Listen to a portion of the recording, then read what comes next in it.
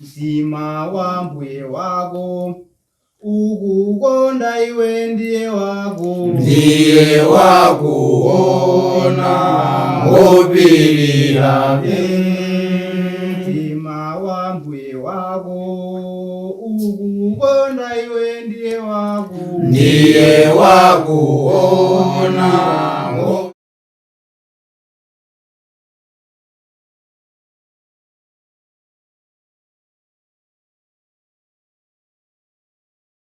Tithokozenso Mulungu chifukwa cha tsiku labwino, tsiku la lero pa programu yathu ino ya Kudziwa Baibulo Langa. Pa programu yathu ino muli ndine m'bale wanu Vinjero Gondwe. Tikumbukire programu imene yamatipatsira ndi Lilongwe School of Biblical Studies ku Lilongwe ku Mitundu. Cholinga chake ndikufuna kuti anthu litho lidziwa bwino Baibulo lathu. Kwa amene takhala tikuyitsatira bwino programu imene takhala kuphunzira pa kuchokera buku la Numeri, limene tamba kuona kapena tinamba kuona nkhani yokhudza ana Israeli amene Mulungu anawatenga ku dziko la Egypt lija kufuna kukasiya ku dziko la malonjezano la Kanaani imene analonjeza kwa makolo awo. Ndipo kwa maphunziro atatu onse ambuyo mu amene takhala taphunzirapo tunamva zinthu zambiri zimene inunso ndi ine lero tingaphunzirepo pa moyo wathu wa tsiku ndi tsiku. Pamene tikupitiriza tsiku la lero programu imeneyi tikhala tikulowa mu phunziro lathu la namba 4 limene tikupitirizabe kuphunzira buku limene la Numeri, limene tiphunzira kuchokera buku la Numeri chapter 13 verse yake ya 21 mpaka verse yake ya 33. Pamene sotioneponso maphunziro abwino zokhudza ana Israeli. Tikakamba za buku la Numeri chapter chake cha 13 verse yake ya 21 mpaka verse yake ya 23, ndi nkhani imene kwambiri mwina tinayimvapo kapena tikuyidziwa yokhudza ana Israeli, koma yokhudza azondi 12 kapena maspai amene anafika pena pake pamene ana Israeli amene ukalowa mu dziko la malonjezano limene Mulungu analonjeza kwa iwo. Tikaona buku la Genesis chapter chake cha 17 verse yake ya 8, mena amalonjeza kwa Abrahamu, inali ndithu kuti Mulungu analonjeza kalekale, nangodikira nthawi tsopano yoti ana Israeli amenewa akalitenge kapena akapatsidwe dziko limene analonjeza. Ndipo tikaona buku la Numeri chapter chake cha 12 verse yake ya 16, timaona kuti zonsezi zimachitika pa malo awa. Tiyeni verse yake ya 16. Ndipo atatero anthuwo ananka ulendo wawo kuchokera ku Hezroti namanga mahema awo m'chipululu cha Parani. Ndiye tikuona kuti achoka malo ena afika malo ena m'chipululu cha Parani, anamanga mahema awo manyumba awo odikirira chabe. Ndi pamene tikuona nkhani iyi pamene ichitikire malo amenewo. Apa tikupeza Mose akuyitanitsa ana Israeli, abwera pamenepo akutero asankhepo anthu mtundu wina uliwonse, anasankhapo munthu mmodzimmodzi kukwana anthu 12. Ndipo anthu 12 amenewa amene ukafika ku dziko la malonjezano akaone kuti kuli zotani. Ndiye tikaona chapter 13 pa verse yake ya 2 timapeza kunena kuti tiwerenge verse yake ya 2. Udzitumizira amuna kuti azonde dziko la Kanaani limene ndilikupatsa ana Israeli, utumize munthu mmodzi wa fuko lililonse la makolo awo, yense kalonga pakati pa anzake. Nde Mulungu akunena kuti Mose uchite chinthu ichi, pa mtundu wina uliwonse upezepo munthu mmodzi ameneyo abwere ndipo akwana anthu 12, anthu amene wantchito yawo akuti ndiwo akazonda dziko la Israeli. Ndiye kuti tikuona ndithu kunena anthu amenewa Mulungu anachita wakuwuza kuti mupite ndipo mtundu uliwonse usankhe munthu. Tikaona nthawi imeneyo yosankha monga ngati masiku ano tinena kuti pa banja pathu musankhe munthu amene akakuyimirireni. Ndazambiri masankha munthu amene mudziwa kuti munthu akakwanitsa kugwira ntchito.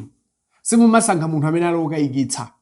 Ndiye kuganizana anthu ma thousand anthu, koma kuti mtundu uliwonse usankhepo munthu mmodzimmodzi. Ndiye samatumiza ife mtundu wa Israeli unene samatumiza Aefraimu atumiza kwawo, Anafutali atumiza kwawo, Awasa atumiza kwawo, Yuda atumiza kwake, Benjamini atumiza kwake. So onse aja anatumiza kupezera kwa anthu 12. Cholinga chawo ndi chani? Akuti akazonde dziko limene la Kanaani limene Mulungu anawapatsa. Lero ndi chimene amangofuna Mulungu anatapatsa kale, amangodikirira nthawi yoti achilandire tsopano anthu aja. Komabe kwawo ndichofuna kuti inuyo munyamuke mupite mukazonde dziko limeneli. Ndiye tikaona ntchito imene yazondi inali yongokaona dziko limene tikaona buku la chapter 13 verse 17 mpaka verse 20, amafuna akaone dziko limeneli. Chachikulu chimene anatumira anthu amene uri akaone dziko limeneli ndi chani? Amafuna abweretse ripoti, popeza dziko li Baibulo limafuna dziko la mkaka ndi uchi. Ndi amafuna abweretse ripoti yoti takaonadi. kumalo kuja mkaka nde ulipo uchi ulipo pamene ukamba za mkaka pena uchi suri kumakhala kuti mkaka kuyenda inayi koma chimene afuna kuti inali dziko la mtendere linali dziko la mdalitso mulungu anali akonzera kale zonse malo mwake. Ndiye wawo anthu 12 amene kuti akanyamuka akapita ku dziko limeneli akaone dziko limeneli lili abweretse ripoti kwa anthu kunena kuti uku ndiyeni akafikadi ndipo mkaka ndi uchi uja uone kuti ulipo. Ndi zimene anthu amafuna kuti abweretse. Koma mwatsoka ilo panapezeka kuti anthu 10 analephera kubweretsa ripoti yabwino, analephera kukhulupirira Mulungu. Ndi zimene tizione pa buku limeneli. Anthu 12 apita, anthu awiri okha abwera ndi ripoti yabwino, koma anthu 10 akubwera ndi ripoti yono sizili imene timaganiziramo. Chifukwa chani anthu amene anabweretsa ripoti anayiwala mphamvu ya Mulungu, anabweretsa zinthu zowagwetsa za ulesi. Koma chimene amayiwala chinthu ichi, dziko linali loti Mulungu analonjeza kale kwa makolo awo kuti mudzapatsidwa izi. Ndipo chimene amafuna apite ndi chani akaone abweretse ripoti alimbikitsa azawo, koma mwatsoka ilo anabweretsa ripoti yokhumudwitsa azawo kapena yogwetsa azawo ulesi.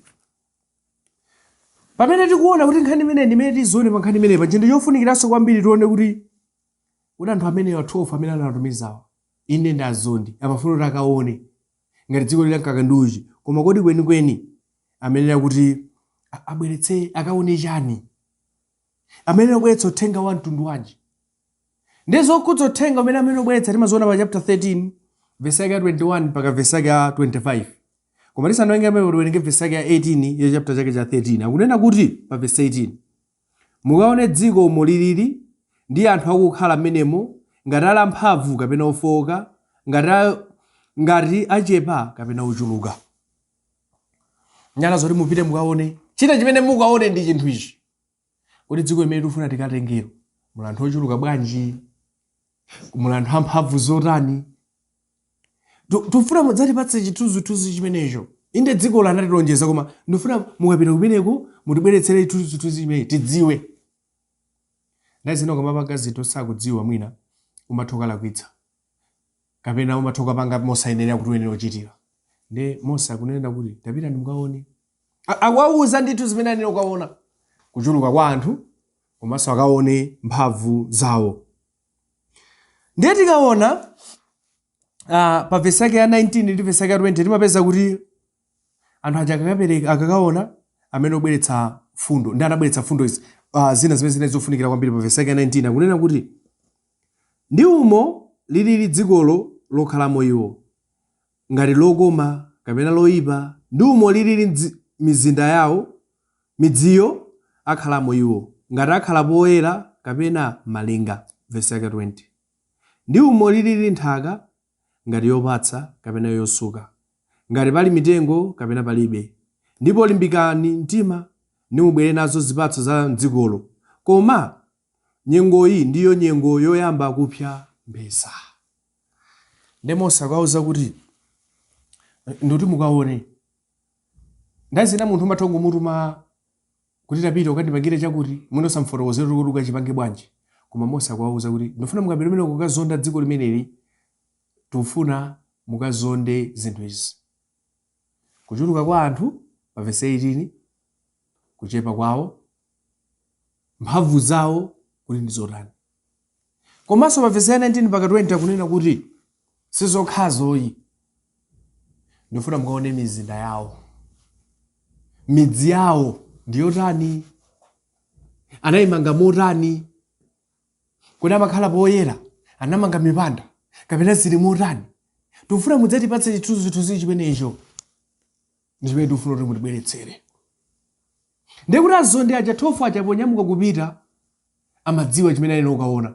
Nthawi zina ukapanda kudziwa chimene unaona, nthawi zina umasokonekera. Zili ngati mina munthu ukakhala ndi ndalama ufuna kugula chinthu, ukuzongo nyamuka kupita mtawuni, koma ngati ungona kuti ndikaona chimene ndikagule momwemo, umakagula zinthu zina zimene sukuzifuna umbazanango kusangalatsa ndi ameneyo. Ndi awa samafuna kuti adzikachedwa ndi kukaona zinthu zimene samayenera kuti akaone, koma amene kuti akatsimikize akaone. Ndi awachito atsimikiziranso kunena kuti ino ndi nthawi yakuti zipatso za mpesa zayamba kupsa, zakhwima, ndi mukaone mukatibweretse mukaonenso nthaka yake, kuti nthaka yake ndi yobala bwinodi, kuti nthaka yake imene si yobala bwino. Ndekuti popita amadziwa ndithu kuti ichitaona, ichisotaona. Ndikuti zonse zimene ona taona akapereka ripoti yabwino. Ndekuti Mulungu kapena Mose akuwauza chenicheni chonero akaone kuzinda kumeneko. Ndikuti pamene amanyamuka samanyamuka mwa umbuli koma amadziwa zinthu zoyenera kuti akaone. Tsopano tione apa. Kodi atapita ukaona anthu amenewa anapereka ripoti yotani? Awuza kuti mwamva zimene ndikuwuzani mukuone nyamukani pitani. Ndataja ananyamuka tsopano pita. Ndikuti anthu onse pa chapter 12 verse ya 16 ali mchipululu cha palani kudikirira choncho kuti timve asathu achapita. Ndera pati tsiku likatha, tsiku linalata, ndera tangodikira kuti mwina atulukira lero. Tuone kuti kodi atulukira lero. Ndoti maso amankhala kunjira kudikirira kuti timve kuti asathu achabwera ndi ripoti yotani. Mu chapter chake cha 13 pa verse ya 26 akunena kuti ndipo anamuka nadza kwa Mose ndi Aaroni ndi khamu lonse la ana a Israeli ku chipululu cha Parani ku Kadeshi. Ndipo anabwezera mawu iwo ndi khamu lonse nawaonetsa zipatso za mdzikolo. Ndikuti inafika nthawi tsopano rapita akazonda mzinda uja akubwera tsopano kudzapereka ripoti. Afika anthu aja kuti kodi mwayenda bwanji? Tatifotokozereni mmene mwayendera. Ndakuti anthu aja atafika atanayitanitsa anthu onse. Israelenso bwera tatasala icheru kuti timve kuti kodi anthu amene wabwera ndi nkhani yoti chani aona zotani kumeneko. Koma chosangalatsa necho noti abwera ndi zipatso za mpesa ndipo tatoti anyamula zipatso za mpesa zapyapya. Ndero chimene anthu anambaona choti zipatso zoneka kuti zabwinotizi. Izinso zoneka kuti zabwinotizi. Aona kale ndi maso zinthu zina. Koma tsopano amadikira kuti timve kuti nanga nthaka ija mwayiona bwanji. Komanso tikaona chapter 13 verse 21 anawuza poinero yambira mukambire malo akuti mukathere malo akuti. Ndero anabadikira kupatula zimene aona koma timve kuti kodi mwaonanso chani za nthaka zija muona bwanji. Anthu ake ngochuluka bwanji. Nanga midzi yawo ndiyomangidwa motani. Ndi amphamvu kapena ndi opanda mphamvu. Ndi anthu amadikira kuti amve zimenezi kupatula zimene aona zija. Koma chimene chinasangalatsa china ndi chinthu pa verse 27 chapter 13 ananena kuti ndipo anafotokozera nati tinakafika ku dziko limene munatitumilako ndilo ndithu moyenda mkaka ndi uchi ngati madzi ndi zipatso zake sizi. Anabwera ndithu kutsimikiza kuti akuluakulu kumene ndapita kuja tabwerako. Taona ndi zimene tapeza. Ndi zoona zija timamva kuti ndi dziko la mkaka ndi uchi. Komanso mboni ndi taona ndi zipatso zake. Tangoganizanira kuti nkhani yathera pompa. Ana Israeli anakabwera chitutsu yori yani. Ndiye anakadzoti dziko ili ndilo ena kuti tipite ndithu zivute zirani tinyamuke pano tipite. Koma atawuza kuti umboni ndi zipatso ndi izi. Taona aninso ni umboni umene tinawo ndi. Anapitirizanso kuyankhulabe ndithu. Pa verse 34 mu chapter chake cha 14 pa verse 34 akutifuna atipatse kuti kodi anakhala mu nthawi itali bwanji. Chapter 14 verse 44. Nthawi iyi ndiyofunikira kwambiri pamene tupitiriza anthu achakupereka ripoti. Pa verse ya 34 monga mwakuwerenga kwa masiku amene munazonda mdziko masiku 40 tsiku limodzi kuwerenga chaka chimodzi mudzasenza mphulupulu zanu zaka 40 ndipo mudzadziwa kuti ndaleka lonjezano langa. Chapter 14 verse 34 Mulungu akunena kuti munakazonda dziko limene li masiku 40. Ndiye ndikunena kuti pacha zimene mwachitazi malo mwa masiku 40 tsiku limodzi lidziyimira chaka chimodzi. Ndipakati mapeza ana Israeli anayenda chipululu zaka 40. Arifake ndi chani? Tichiona chifukwa mphulupulu zawo. Mphulupulu zake zake zotani tiziona dikirani. Ndiye akunena kuti tsiku limodzi limene mumayenera tsiku limodzi limene mmazonda mzindawu likuyimira chaka chimodzi chifake muyende chipululu kapena muyenda chipululu zaka 40 chifukwa cha mphulupulu zanu. Masiku ozonda mzinda wa Kanaani anali 40. Ndipo masiku 4 anasandulika zaka 40 zimene anayenda chipululu chifukwa cha mphulupulu zawo. Anakakhala kuti akhulupirira Mulungu akunati sizinakakhala choncho kumefanya mphulupulu zanu mwayenda zaka 40 maloma masiku 40 amene akuyimirira. Ndete ntibwereni ku nkhani yathu anthu aja akupereka ripoti imeneyi akakhala ku masiku 40 abwerako akupereka ripoti kuti akaona izi zatere ndi anthu analibe tchero kuti timvetsetse kuti kodi zitha bwanji nkhani imeneyi. Tione pa vesi yake ya 28 pa vesi 28 komatu anthu okhala m'dzikomo ngamphamvu ndi mizinda malinga yayikulu ndithu ndipo tinaonakonso ana a Anaki. Akunati tiperekeno zokhudzaso mizinda munati tikaona izija taona chimene taona ndichi mmene muli ana a Anaki dzanthu zakati dzamphamvu izi ndetazioneranso nimaso. Ndetakuuza gulu lonse lili pamene paja likumvetsera kuti azathuwa ati akaona ana Anaki akaona anthu achonchiwa. Israeli ava zabwino zoti zindalo ndilankaka ndi uchi ndithu komanso akupitiriza kuti mmenemu muli ana a Anaki. Ndeti pamene tikuona zimene amene opanga ripoti apangadi ripoti ndipo akumaliza kuti mmenemu muli ana a Anaki ndipo anthu amene ali mmenemu ndi anthu amphamvu. Kodi atapereka ripoti imeneyi chinachitikanso ndi chani tsopano? Tipeza kuti zinapereka mantha kwa anthu. Kodi anthu chinawapatsa mantha ndi chani? Tione pa vesi yake 30 mpaka vesi yake 33 pamene tipeze zimene. Ngakhale anthu achapereka ripoti iyi tione pa vesi yake 30 akunena kuti pa vesi 30 koma Kalebe anasonkhanitsa anthu pamaso pa Mose nati tikwere ndithu kukalandira lanthu lathu popeza tikhozadi kuchita kumene. Kalebe anali mmodzi mwa anthu amene anatumidwa umene kucha.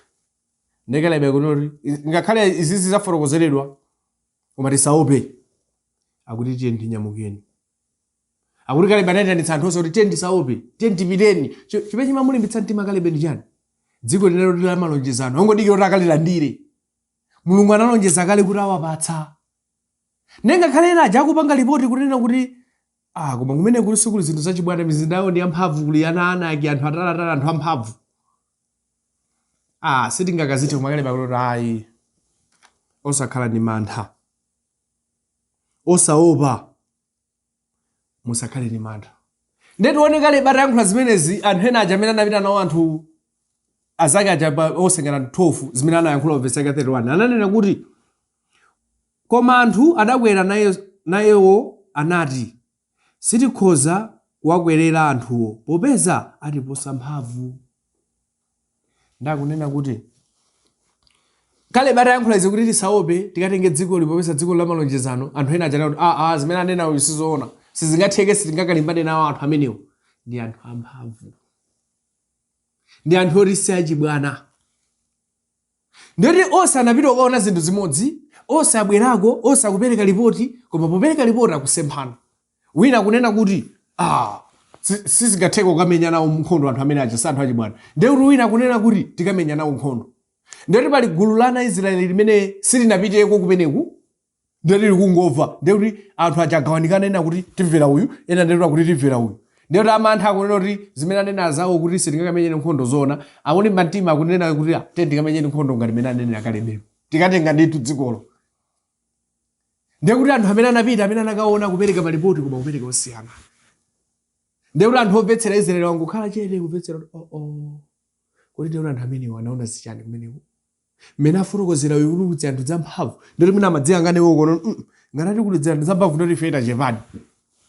Ndeti anthu aja akubwera pang'ono kukhala ndi mantha. Komanso chimene analonjezera anthu aja chinthu ichi pa vesi yake 32 ananena kuti ndipo anayiphira ana a Israeli mbiri ya dziko adalizonda ndipo ndilo dziko lakutheramo anthu okhalamo ndi anthu onse tidaona pakati pake ndiwo anthu atali misinkhu.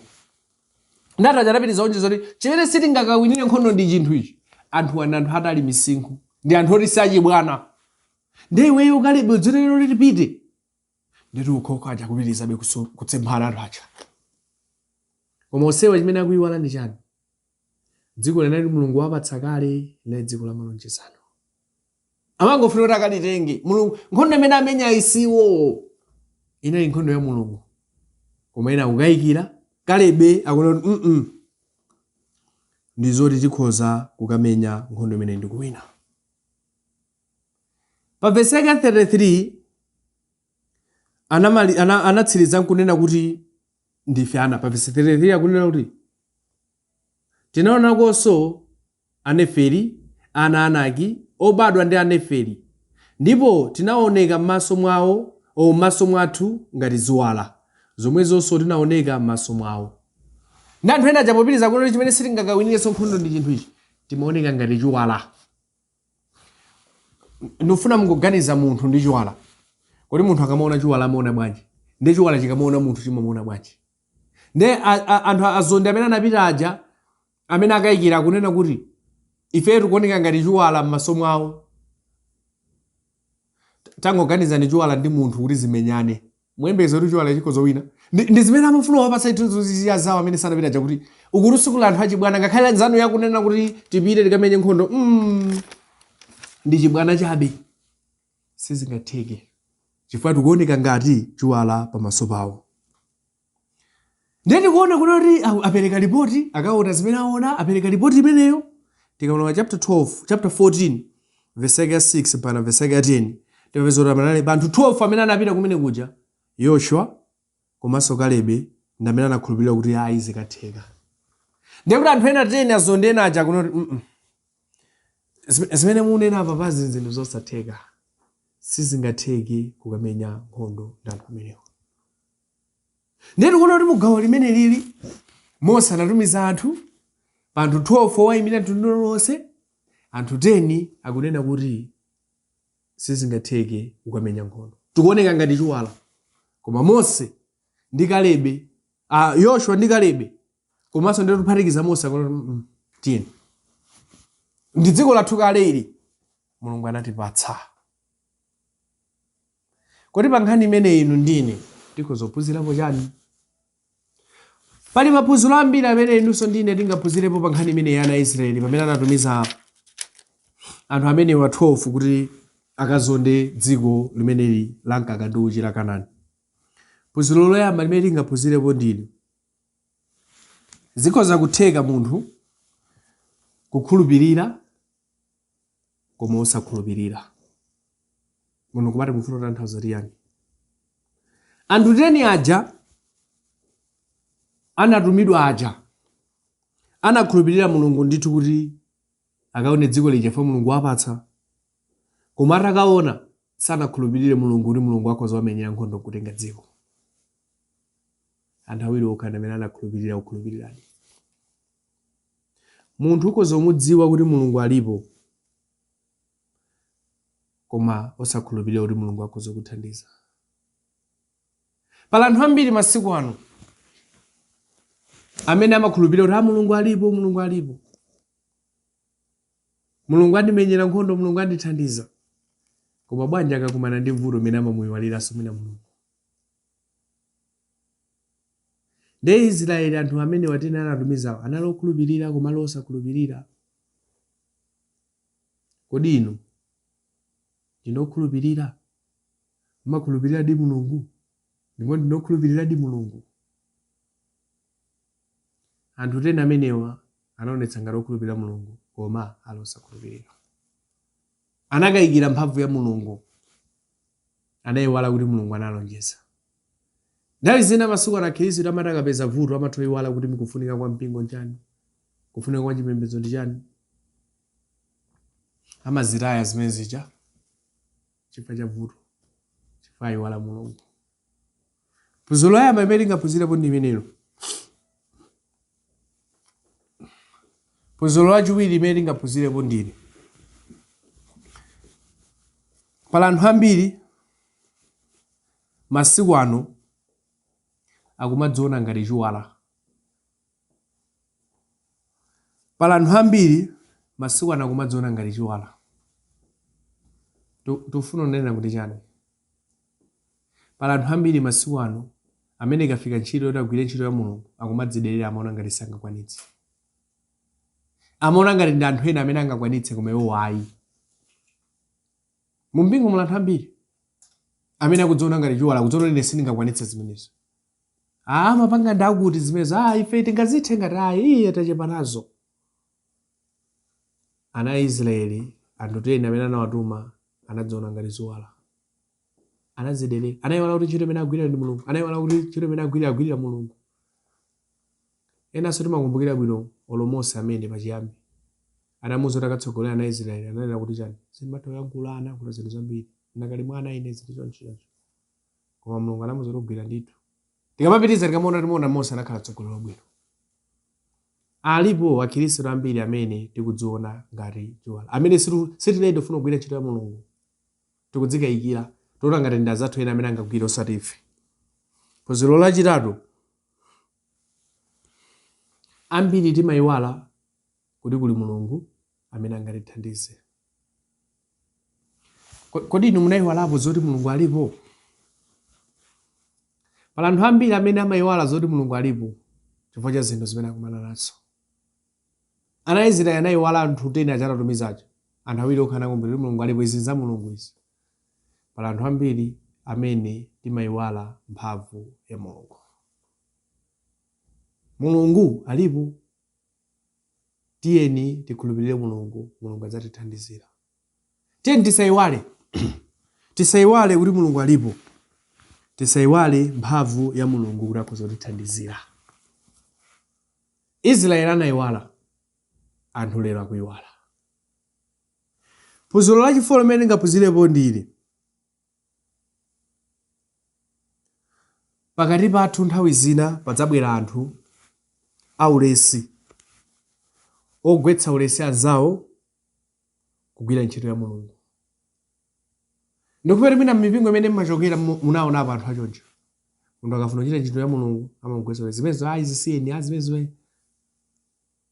Israeli analonjezedwa dziko la malonjezo ndi Mulungu.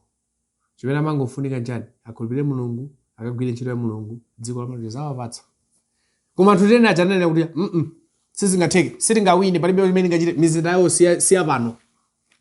Ndipo dziyanthu zake sizili zapano, ndi dziyanthu. Pali anthu ambiri amene mumpingo akugwetsa ulesi anzawo basi. Safuna kuti wina aliyense achite basi. Akatachite chinthu ichi, awaso apanga zimene ngati ndani. Akatatere, awaso kuti afuna awaonere ndi nani. Koma ngati muchita ntchito ya Mulungu, tikhale ngati Joshua komanso Kalebe. Tisagwetsedwe ulesi, tikhulupirire Mulungu.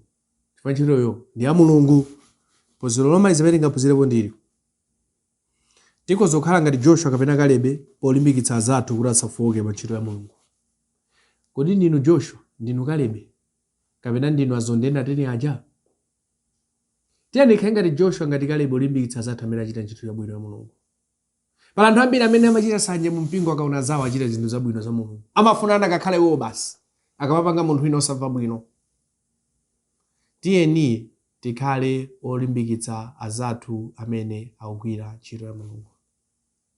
Ndi ntchito ya mtengo wapatali kukhala ndi anthu mu mpingo ngati Joshua ngati Kalebe, osagwetsa ulesi azawo, owalimbikitsa azawo kuti ntchitoyi ndi ya Mulungu. Tiyeni tisagwe ulesi. Kodi ndinu Joshua kapena ndinu Kalebe, kapena ndinu azonditenera aja ogwetsa ulesi azanu pa ntchito ya Mulungu? Izi zimene timafuna tiphunzirepo pa gawo limeneyi pa phunziro lathu lino pa programu yathu ino yakudziwa Baibulo langa. Pamene taphunzira ochokera buku la Numeri, pamene tikupitiriza kuphunzira ochokera buku la Numeri. Pa programu yathu ya tsiku lalero mnali ndine mbale wanu Vichero Gondwe. Tikumbukire programu imene amatipatsira Dani Longwe School Biblical Studies kuli Longwe ku Mitundu. Kufikiranso nthawi ina, Mulungu akudalitseni nonse. Amen. Mtima wa mbuye wako ukukonda iwe, ndiye wako, ndiye wakuona ngopirira. Mtima wa mbuye wako ukukonda iwe, ndiye wako, ndiye wakuona